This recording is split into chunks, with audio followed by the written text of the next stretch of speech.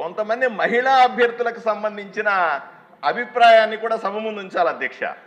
మహిళా క్యాండిడేట్లు కొంతమంది చెప్పారు, నాకు చాలా పౌరుషంగా చెప్పారు అధ్యక్ష, మాకు 33% రిజర్వేషన్ ఉంది, మీరు తొక్కలో మాకు రిజర్వేషన్ ఇచ్చేది ఏంది, మా శక్తి మేము చాటుకుంటామని ఈరోజు 50% మహిళా అభ్యర్థులు టీచర్లుగా ఉద్యోగాలు పొందారంటే మహిళా శక్తిని మనం అభినందించి తీరాలి అధ్యక్ష.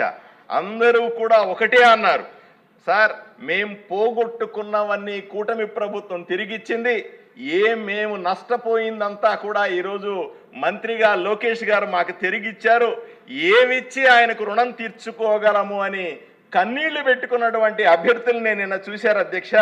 మనమందరూ కూడా సభలో తప్పనిసరిగా ఈరోజు ఒక తీర్మానం చేయాలి.